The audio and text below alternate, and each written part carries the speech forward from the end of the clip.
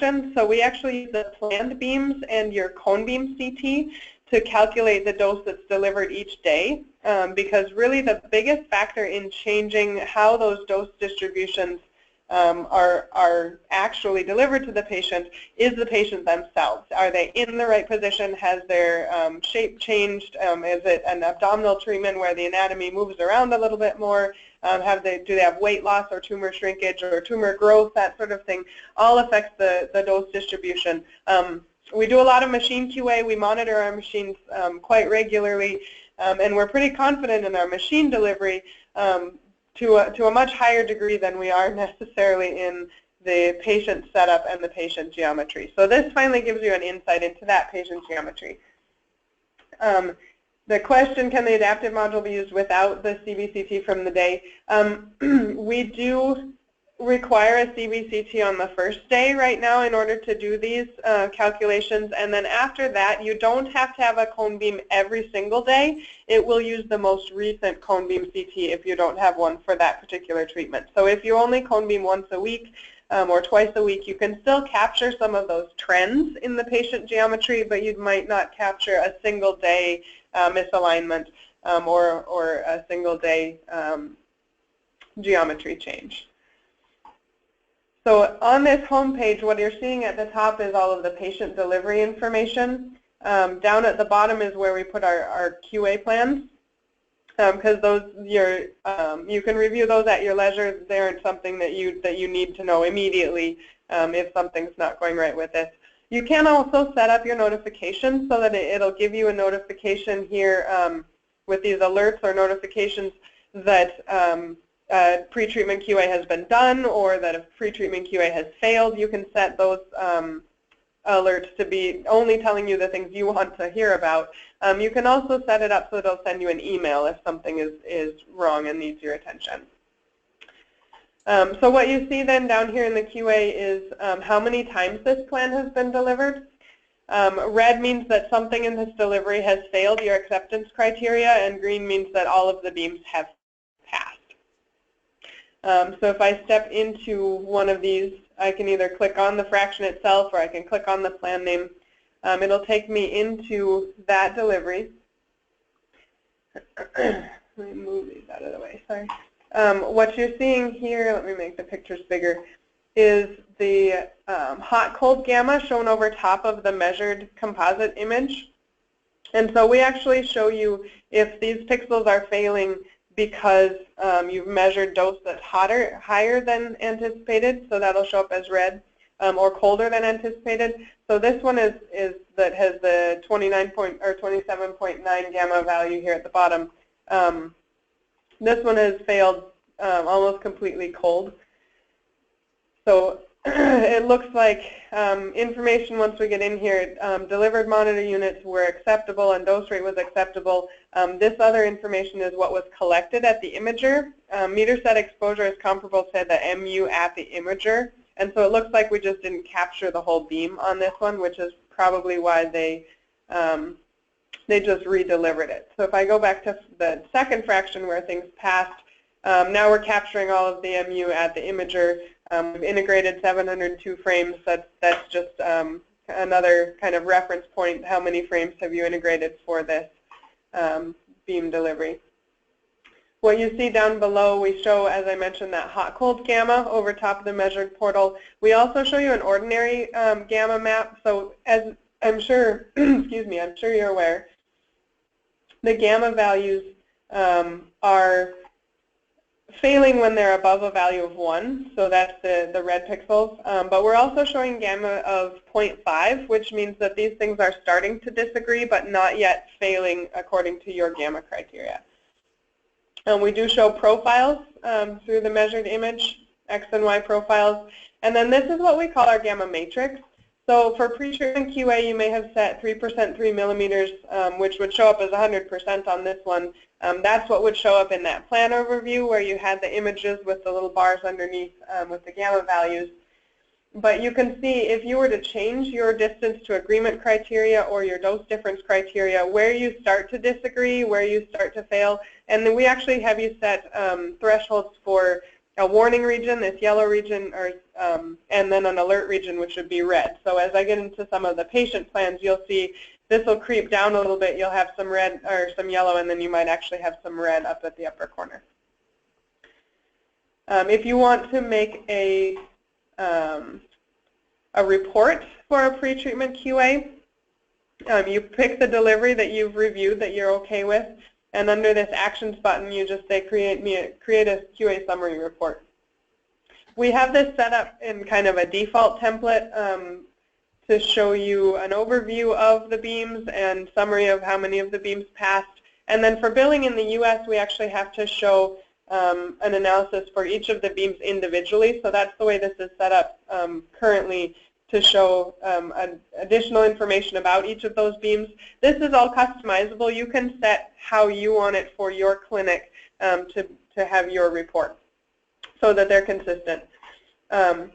Then if you're okay with it, you save the report to a PDF, and then it will show up in just a moment here under my reports tab. So here it says it was created. Let me refresh my page. It shows up under the reports. Here's my PDF. I can save that into the patient record or whatever I need to do with that one. The information on this left-hand panel, as well as this actions drop-down, is content dependent, so it depends on what has been selected over here. If I have only one fraction, this will show me comments that were made about that fraction or any flags that have been generated for, excuse me, it should have been that fraction. The actions button, again, QA summary report if there's only one selected. There, that's better. And if it's not selected, then these actions differ a little bit. If it's miscategorized, if this is really a patient treatment and not a QA plan, you can change plan intent and say that this is a treatment and not a QA plan. So that's about all I was going to show you for the pre-treatment QA. The exit dose measurement looks a lot the same right now. So in this dashboard, you see the same sort of squares. Each of these indicate a fraction that's been delivered. Fractions that are scheduled but not delivered yet show up in light gray. And these shaded ones are actually average fractions. So you can set it automatically to calculate an average exit image every so many fractions. If you want a weekly average or something like that, you can set it to do that. Or you can do that manually. If you're reviewing the plan and you select several fractions, you can tell it to calculate an average fraction. The one here with the X over it means that there was actually one beam that had or that there was no image. So it's green because every beam that we had that we could calculate passed the gamma criteria, but there's one beam with missing information. So one of the patients that I like to step into for this in vivo is this right breast, which has a failure on the first day. We have it set right now to generate a flag on failures. You can also set it to have flags on these warning. Excuse me. You can set it either just at the failure or at the warning and the failure to generate a flag. If I acknowledge that flag and put a comment in that I've analyzed it, this is why I think, or what I think is going on, this flag will turn gray to show that it's been acknowledged, but it doesn't go away. It still remains there. So in my plan overview for the patient, we actually show the sign gamma over top of the plan DRR to start with. Let me make that bigger. Which is, for static beams, is really helpful in terms of the troubleshooting to figure out what's going on if this is a patient positioning issue. Because you can see, especially with this breast patient, we've got a lot of hot dose or measured at the imager right here at the flash region, some extra attenuation right there at the chest wall. It's pretty obvious at first glance that this patient was slightly misaligned. So knowing this, they were able to align her better the rest of the time. So some of the other systems out there will compare with a reference measurement, a reference fraction, so just to make sure that you're being consistent. If that's what you were doing here, we actually compare with a predicted image for the portal imager. If you were only comparing with a reference image, you wouldn't have this information on day 1 about this misalignment, and on day 2 you'd have a failure, but you wouldn't know if it was because day 2 was mispositioned or day 1 was mispositioned. And then the other advantage of comparing actually with that predicted exit image is that you will know not only if you're being consistent in your delivery, but if you're consistently matching what you had planned to do. Just as with the pre-treatment, it shows the gamma value here at the bottom of the image, but we also can step in and view beam details about any one of these beams, any one of these deliveries. We get the same sort of information. Actually, any of these images I'm showing here, you can choose to have shown in that plan overview too. But we show that sine gamma over top of the DRR and over top of the measured image. We can do a registration of the measured and the predicted image next to that hot-cold gamma, whatever you want, and the ordinary gamma, just as we did with the pre-treatment QA. And then the plan fluence as well as the portal dose. Usually the hot-cold gamma is the most useful, but any of those others you can dig into, you can see if you want to. We do show profiles again, just as with the pre-treatment QA, and then our gamma matrix. Here you can see things are starting to disagree a little bit more. I think we're using 5% 3 millimeters. I can check that back on that plan overview. So you saw 94.82 on the front page, but you can see, where we start to disagree, where things start to fall off. And then we also have, I'm not sure I showed this on the pre-treatment, but we have it there too, a couple of histograms just about the gammas and dose differences, so you can see how much of the area falls at each of those values. We do actually 3 different calculations for the pre-treatment QA. We compare the measured image with what we predict with the treatment couch in the position it was in the plan. So that's this predicted tab here. We also take the daily couch position into account for a second calculation.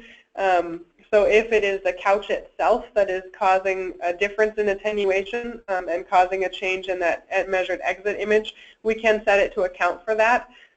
You can also set rules as to which beam angles you'd like to have it account for the couch automatically and which ones you want to know if it takes a couch correction in order to get that a passing value for your exit image comparison. So a lot of places are doing anterior beams that will allow the system to correct for the couch automatically, but posterior beams it won't. So that's what this rules-based results is. That's the one that will show you one of these 2 other tabs depending on the rule you have set and the angle for this beam. And then we also do that relative comparison. So if you had something that wasn't commissioned yet, a beam that wasn't commissioned, something like a hard wedge you hadn't commissioned yet, you can still do that relative comparison of consistency of delivery and look at how well you are delivering compared to the first day or the second day. You can choose which reference fraction you want to have. But this does illustrate what I mentioned before, that if you're only doing a relative comparison, here I have a cold failure right here at the surface. Is that this day or is that the day 1? You wouldn't know that without the predicted image. Back to kind of the plan overview, if I wanted to make a report for an individual fraction, it works exactly the same way that the pre-treatment report did. I can select the fraction and say I'd like to make a fraction summary report. If the patient has finished treatment and I need to make a treatment summary report, I leave the entire plan selected, and then my actions here is I can make an end of treatment report. Just as with the pre-treatment QA report, all of these reports are customizable. We send them with a kind of a standard template, but you can modify that. You can put your hospital logo on it. You can set that to be the format that you want to see. The other, let's see, there's one other patient that I usually like to step into and show, excuse me, for the in vivo measurements. And that's, let's see, I think Hugh's got it here on page 2. And that's one here, yep, that's a right upper lung SBRT where every fraction's showing up in the warning region. So obviously if this patient were just starting treatment, I would have looked at this on day 1. But it's the sort of thing that kind of illustrates what this system can catch that other systems cannot right now. So if you look at this, it's beam 7 that's causing all of our issues here. So if I check the beam details on this one, I've actually got a hot region right at the middle of the field. So I measured dose that was higher than I predicted.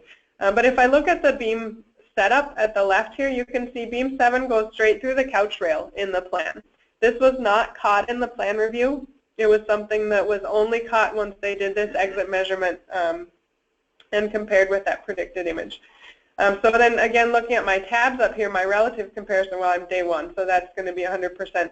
But if I look at that couch correction, normally my first thought in opening this plan would have been that the therapist had moved the rail out of the way, because that's what they're supposed to do, and they're usually pretty good at that. But what really happened in this one is that this LINAC actually had an IGRT couch, so it's just this frame, the treatment couch over here. We have that set in Adaptivo. When you commission your LINAC, you tell it which couch you have as well. So the error was not simply that the beam was planned to go through the rails. The error really was that the dosimetrist had picked the wrong couch from the drop-down in the, I think it's Eclipse, one of the treatment planning software they were using. And so they found at this clinic that one particular dosimetrist had pretty consistently picked the wrong couch, and it was an error that they were able to rectify. But nothing else had caught it up to that point, and it's not something that ever would have been caught with just a log file analysis or even just a relative comparison of one day to the next. If I step to any of these other fractions, you'll see, whoops, I want beam 7 too. You'll see that the relative stays at 100% or stays quite good because we're consistently delivering this beam. We're consistently having the same sort of attenuation. It's just not the attenuation that was planned. So what sort of effect does this have on the 3D dose distribution? That's something that you would have to go to the adaptive module to look at, and unfortunately I didn't have cone beam data for this patient. This was a site that was only doing some beta testing with the in vivo module. But if this were in your clinic, you could then step into the adaptive module and look at the dose distribution and see what sort of changes there were compared to what you had planned. Which leads me, I guess, directly into the adaptive module. So back on my home page, if my computer will load it. Usually it's pretty snappy. Back on my home page, you'll see underneath those fraction deliveries, those little squares, I have some labeled flags here that actually show structure names and then numbers next to them. So these are the flags that were generated on those 3D dose distributions, the 3D calculations. So we actually have 3 types of flags that we generate based off of the DVH that we get from our dose calculation on the cone beam. So the first one is this blue one, which is a plan level flag. And this tells you that when we first brought this plan in, there was something in that plan dose distribution that violated the tolerance tables that are in Adaptivo. Now we send these, again, pre-configured with some Quantec and RTOG based parameters. These are configurable for your clinic as well. So if there's something that your physicians want to be using, or if there's some study that you guys are doing and you need to have specific tolerances for it and flags for it, you can adjust those. You can customize those for your clinic. The second flag that we show based on the 3D dose distribution is a daily flag. So that's that gray one there. And all these colors are customizable too. So the daily flag tells you that something in that daily dose calculation on the cone beam CT violated those dose tolerance rules. And then the third type of flag is the one that's orange on my display here. That's the cumulative flag. And this one to me is probably one of the most powerful portions of this software, and that's because the cumulative flag is actually a predictive flag. So it will let you know that if you continue treating the way you have been treating thus far, you will be out of tolerance by the end of the course of treatment. So hopefully you have enough warning to be able to take action if you need to drop a fraction, if you need to replan the patient, if you need to go to a boost a little bit sooner than you had anticipated. It's something that can be discussed in chart rounds. It's something that can be a real useful tool for you in actually having information to make action or to take action for a patient if you need to. Or even justification. A lot of times replanning, like for head and neck patients, replanning is done because the patient lost weight and we're not confident that we're still delivering the same sort of dose distribution that we intended to, but the justification is a little bit harder to come by. Whereas here you could actually have some good solid justification, documentation even for making those changes. Let's see, let's go look at this lung patient.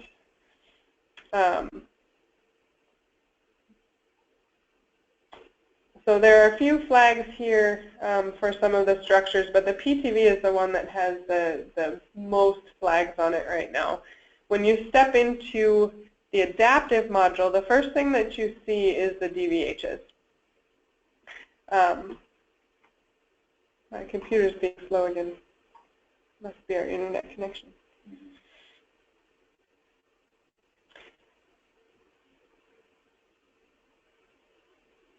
Sorry about that. There we go.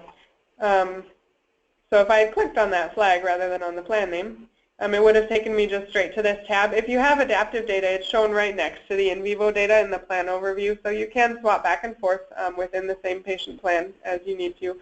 So this DVH that you see on the left, and I can make it bigger, is the daily DVH.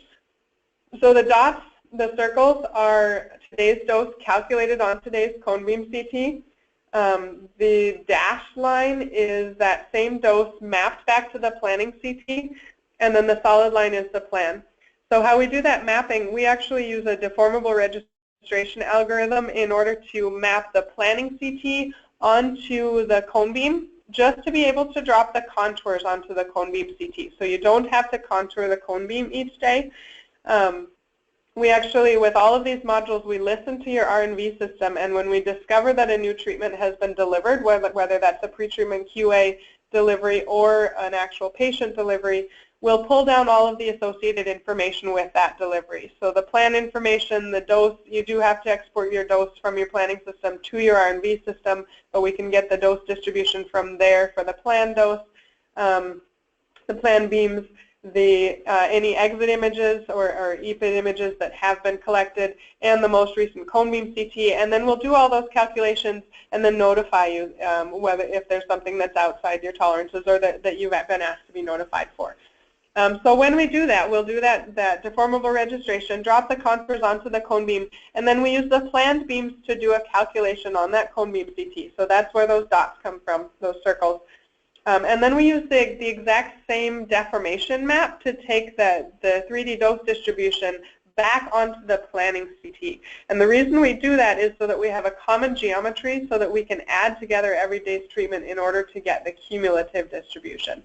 And that's what's shown on the right here. So the dashed line is the summation of all of the treatments that you've delivered thus far, and then the solid line is the plan for comparison.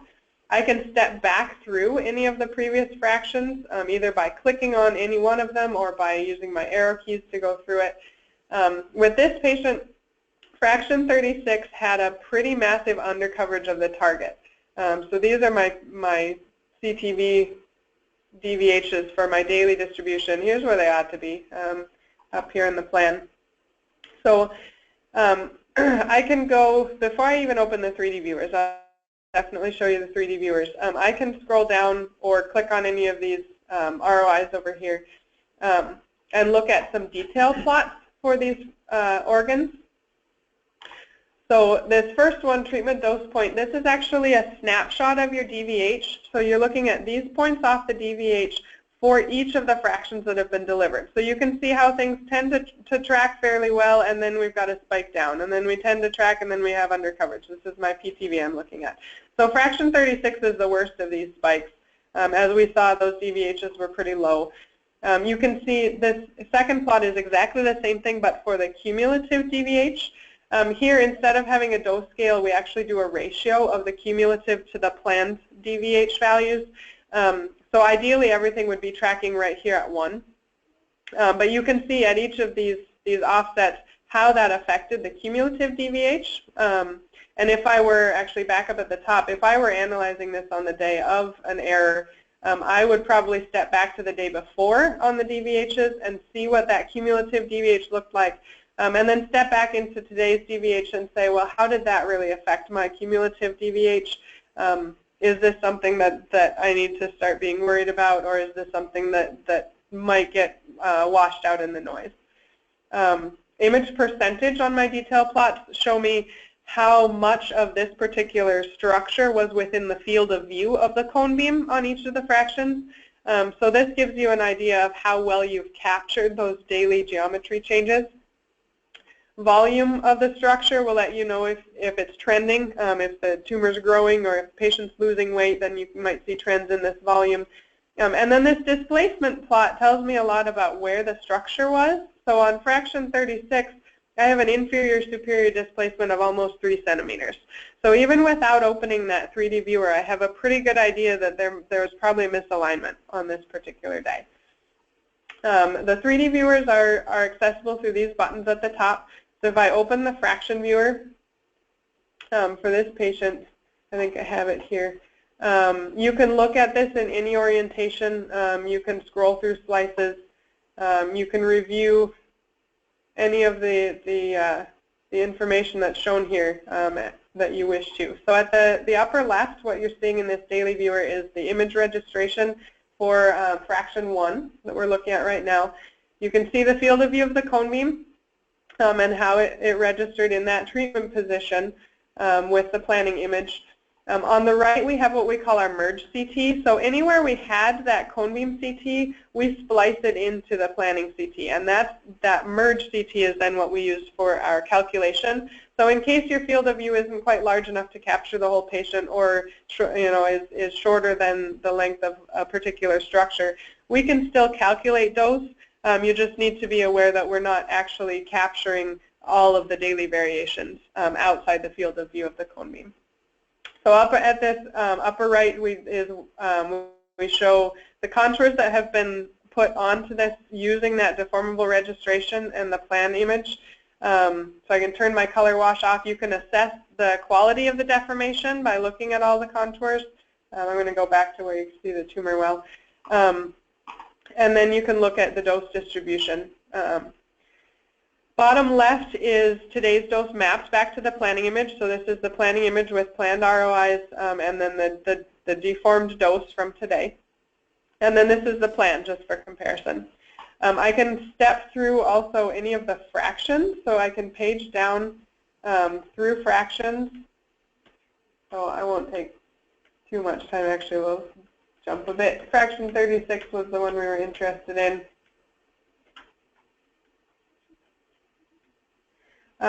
We do account for the couch shift automatically. Rachel had a question. Let me open it up again to make sure I can catch it all. So you can use it. Did you have another one? Where'd it go? There we go.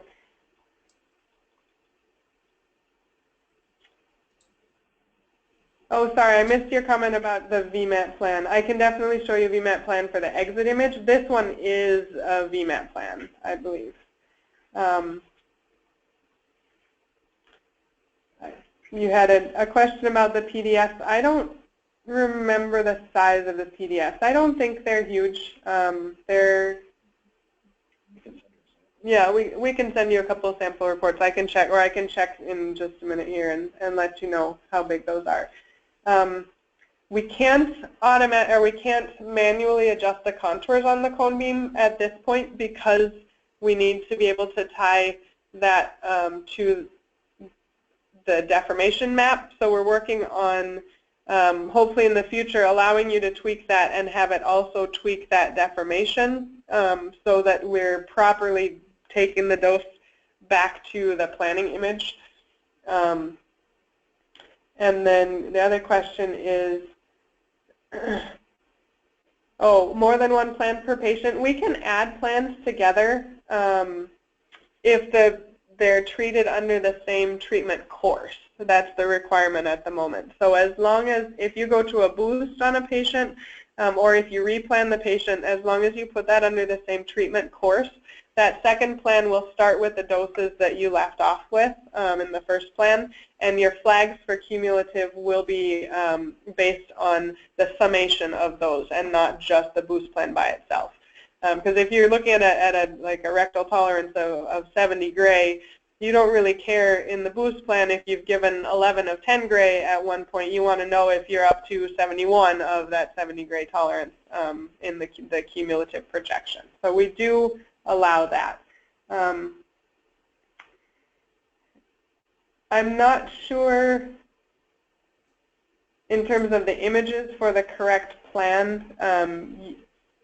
Generally, because we're pulling it from the R&V system, the plan and the deliveries are all kind of tagged together at that point. I would say definitely when you first install this, you'll want to check a few times just so for your peace of mind to make sure that we are grabbing the right ones. But we'll definitely work with you to make sure that we can associate things properly so that you don't have to be manually trying to associate every time that happens. And then the one that I saw pop up, sorry, I had minimized this dialogue. We take the couch position and the shifts out of your R&V system, so we know from the position the CT was acquired in and the couch position at the time of delivery, we know how to shift the image, so there's no need to do a second cone beam CT in the treatment in the treatment position post-shift. You can do an image before shifting, shift the patient, and treat, and we'll put that cone beam into the treatment position.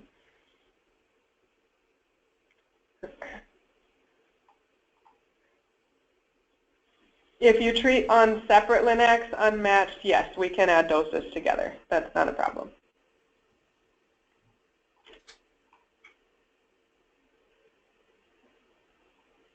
Okay, so on fraction 36, which is what I'm showing here right now, you can see, you can obviously see that 3 centimeter offset that we saw in our displacement plot. My guess with this patient is that they were shifted the wrong direction. They may have come up with needing to shift the patient inferiorly and they shifted superiorly instead. Unfortunately, it is a real clinical case, and it's an error that we've discovered is happening a lot more than we'd like to think it is. So it's one that would be really good to start catching a lot more regularly so that hopefully it doesn't happen quite so regularly. You can see our contours are in the right place. It wasn't an issue with the registration. It really was that the dose was delivered to the wrong location. So the other viewer that we have that I wanted to show you is this cumulative viewer. So if I click on that one, it's a very similar viewer. Let me go back to Corona on this one. I only show one fraction here, but again, I can show any orientation, any slice I want to see. It shows the most recent cone beam image that was acquired. And then at the bottom left, it shows that summation of all of the day's treatments, the cumulative dose that's been delivered so far. And then next to the plan, scaled to however many fractions you've delivered so far. And then this upper right is just the subtraction of those two dose clouds. So you can, I can zoom in some too. You can just look at where the discrepancies lie, where the hotter and colder discrepancies lie. At what percentage range for the dose that's been delivered so far. So let's see, back at my, what else was I going to show you? You can make reports for the adaptive information as well. They don't currently include the CT image set, so again, it's not a very big PDF if you do make that report. But that's something also that we'd like to work into, allowing you to include a couple of snapshots that you feel are critical for this 3D dose distribution. Let's see, maybe a head and neck patient, and then you wanted to see VMAT. So I have this head and neck patient that I didn't have the EPID calibrated, so I don't have those calculated exit images, but I do have the cone beam viewers. This is just one that had a significant amount of discrepancy from one day to the next. Let's see. And you can see in the cumulative DVH, the cumulative is fairly high, but the daily kind of bounces around quite a bit. There isn't that one big error like we had in the lung patient, but things just aren't quite going according to plan. If I go to one of these trending plots, you can see in the volume trend, volume's going down. This patient was losing weight. Displacement's kind of noisy, but it doesn't have that one huge spike again that the other plot had. We're trending upwards slightly on our cumulative DVHs. And what I forgot to mention to you is with any of these flags, you can put a comment in. You can acknowledge the error with a plan. If it's something that the physician was okay with, this was a compromise they had to make, you can just say planned as prescribed, submit it.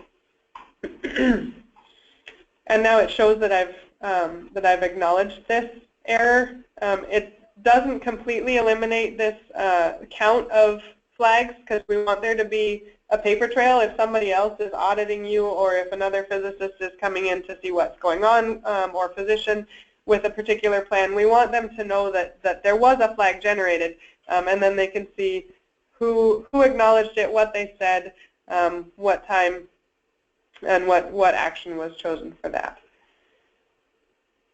Let's see, for this patient, if I go into that fraction viewer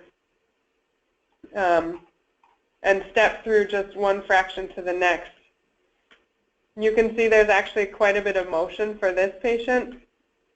I'm told on this one that the mask wasn't made very well, so that combined with the weight loss just made setup of this patient very difficult. So this one was part of a retrospective study, but my guess is that if they had known this early on in the treatment, they probably would have remade his mask and then continued treatment after that. So you wanted to see VMAT for the exit image, I believe. So for the exit doses, for the 3D, obviously VMAT's not a problem. That lung patient was a VMAT. The head and neck, I don't think was a VMAT. It was an IMRT plan. But for the exit image, the image is a composite image right now. There are some technical issues with the Linacs software itself, with some of the Linacs that if you acquire in a Cine mode, and then add all of the movie frames together, you get a different result than you do if you just acquire a composite image. So it's actually an issue with how they bin the information. So until they fix, the Linac vendors fix that, it's not something that we can handle. So no, to answer your question, for the TrueBeam, it's still just a composite image. But it does actually give you some reasonable information at this point, and I mean, as soon as they fix that issue, we will definitely work towards going to the Cine. But if you see with this patient, this one was losing weight as well. My DRR is smeared out because it's an arc, but you can still see, you know, I'm getting hot regions kind of right here in the neck. Scroll down. And this one ended up, because of the errors that started showing up here, failures, I think we actually get to use some yellow ones over here. failures that started to show up in the exit images, as well as the information from the adaptive module, this clinic actually decided to replan the patient. You asked about CNA images for the adaptive. We don't use that measured exit image to try and back project into the patient. We actually use the planned beams. And the reason for that is there are actually several reasons for that. One is that really increases the uncertainty of your dose calculation because there are so many factors that affect that exit image, and your resolution in terms of actually knowing that dose back in the patient based on the smeared out exit image doesn't necessarily help you as much as it should. And so we've found that using the planned beams is quite sufficient in order to really capture what the patient geometry changes are. We monitor our Linux really well, and usually they have interlocks as well. So generally the changes in the patient anatomy affect that dose distribution orders of magnitude greater than something like a 0.5 millimeter offset of an MLC or 2-dropped MU even. And those sorts of things will show up in your beam information. And then we're also down the road, hopefully next year sometime, we'll be integrating some of the log files as well, so we could use a log file report from the delivery to calculate on the cone beam. But I honestly, from the testing that we've done, I honestly don't see that changing that 3D dose distribution significantly. The exit images really are used for capturing that patient position information, as well as beam delivery in terms of if there's a growth error, such as your MLCs didn't get transferred across, or were there in your pre-treatment QA but somehow weren't there in your treatment delivery, then that'll be captured in the exit image, as will some of these patient weight loss changes, like I showed you on the head and neck patient, or errors like the couch replacement. So that's what those exit images are generally used for. There are also some beams where you can't collect an exit image. Either there's a couch collision potentially, or patient collision, or even if the beam is too long for your imager, you don't capture the whole field. So you would be missing beam information at the sides in order to do that back projection to try and get dose into the patient. So those are, I guess, a couple of other reasons that we use the planned image or planned beams at this point. So they are really kind of 3 separate modules. It was initially designed that way on purpose, partially for billing reasons, but partially because of the uncertainties that come in making those overlap some more. Did you guys have any other questions at this point? I think I'm pretty well through what I had planned to show.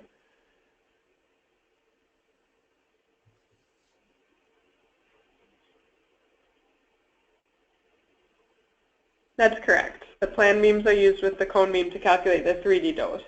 And then the exit image is just, the measured exit image is just compared to the predicted exit image based on the attenuation from the planning images, planning CT.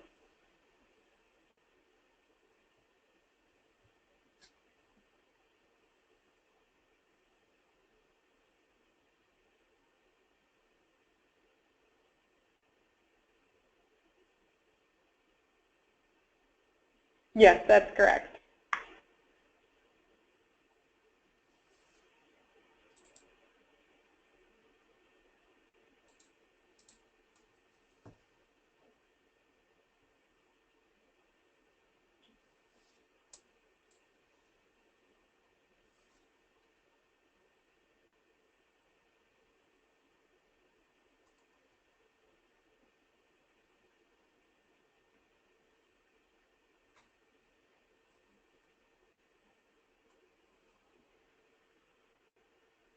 Sure, that's fine. Either way, if you want to switch back to the phone. We can be patient while you discuss things, too.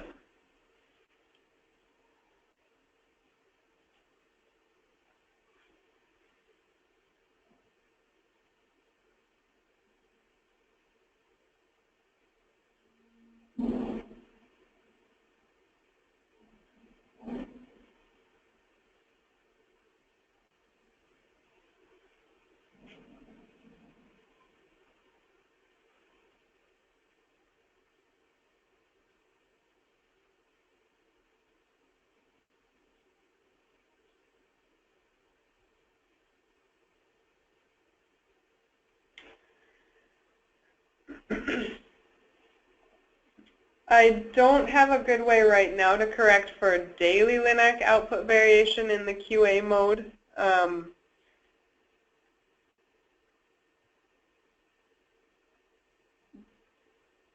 you having problems with that?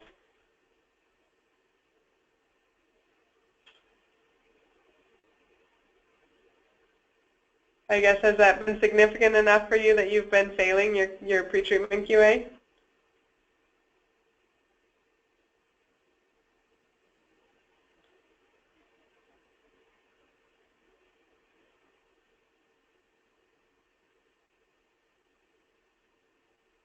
Okay.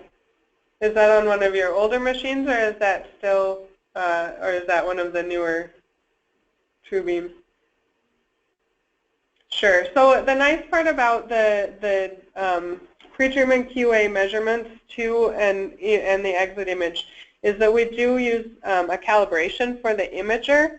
So you are actually measuring it's not exactly dosed in the very strictest sense. I came from the calibration lab, so we tend to be a little strict in our definitions there. So it is dosed in terms of calibrated units, just like variance portal dosimetry, where you characterize the panel initially, and then you can give it a known dose in order to kind of tag the pixel response, the magnitude of the response to dose, just like you would do with a map check or an arc check or something like that, where you give it a known dose field in order to basically calibrate those diode responses.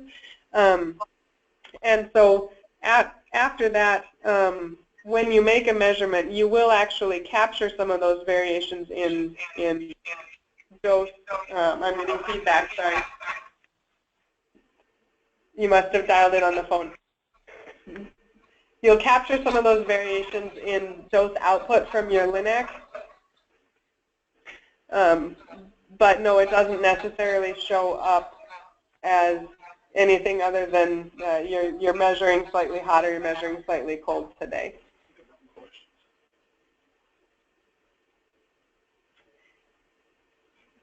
Yes, you can definitely recalibrate your imager. Check it every month or monitor it for drift. We're working on building in kind of a QA routine here where you could deploy your imager and during your morning output checks, just capture an image underneath that field in order to track the drift of your imager. Some of them are quite stable and some of them tend to drift, and it's really somewhat random. They can be immediately next to each other in serial number, and one will drift and one will not. So yes, you can definitely recalibrate each month if you feel you need to, or monitor it each month and then recalibrate as needed too.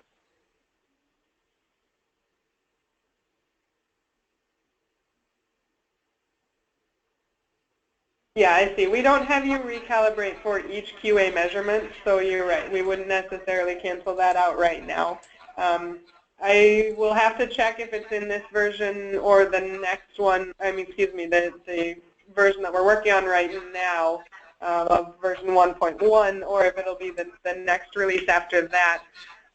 We will be allowing for a slight automatic shift in that output calibration, as well as potentially a slight shift for alignment of the imager if there's a little bit of imager sag that is causing some of your discrepancies.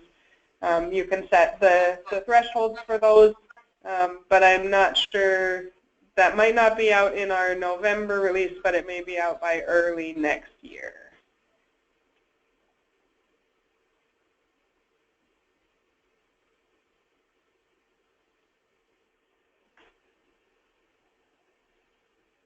If you think of questions after we hang up too, you can always follow up with Hugh. He's pretty good at getting back to you pretty quick on those.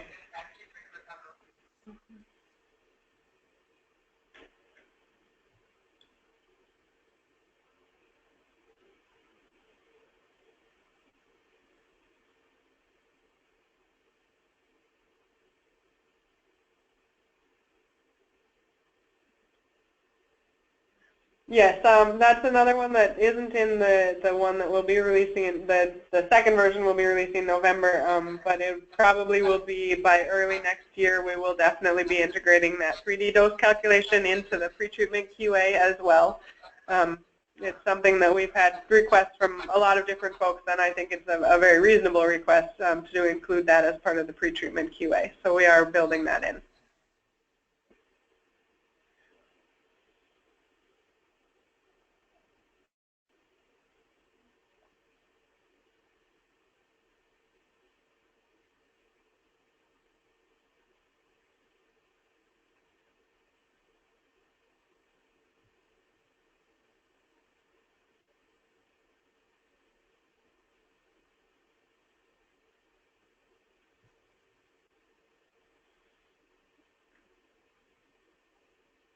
And I didn't show you this, I guess, during the demo, but we do have an anonymized mode. So either as you log into the web interface, or if you need to call in for technical support, or you have somebody from another clinic who's coming to see how this software functions, you can turn anonymization on, and it will X out all of your patient information, physician information, so that nothing specific to the patient is shown on any of these screens.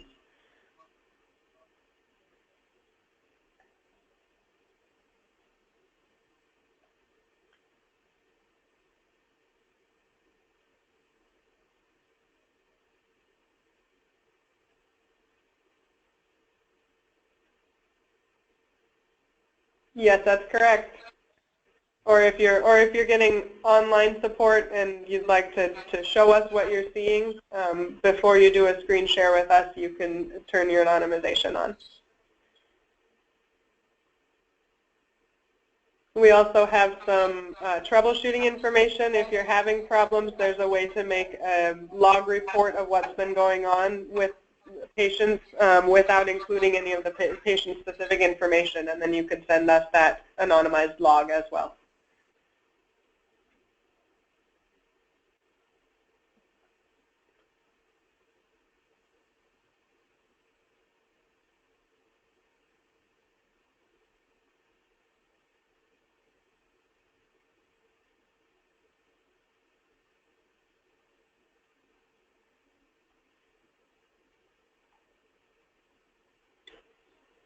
Well, thank you everyone there for your time. We definitely appreciate you all getting in the same room to try and listen to a demonstration of this and dealing with phone and speaker issues. But yeah, follow up with us, with you, or with me. I'm only here part-time, so he'll probably respond faster. But you can definitely follow up with me too if you do think of any questions.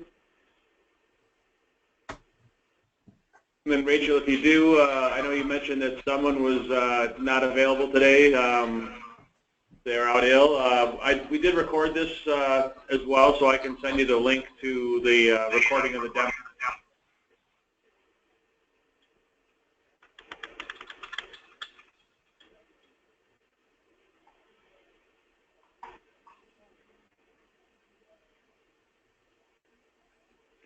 So yeah, just let me know if you have any other questions. Otherwise, thanks very much. I'm sure look forward to hearing from you on any questions. And then you know, Mike, who's in on this as well from Oncology Imaging Systems, you know, he's there for questions too. So.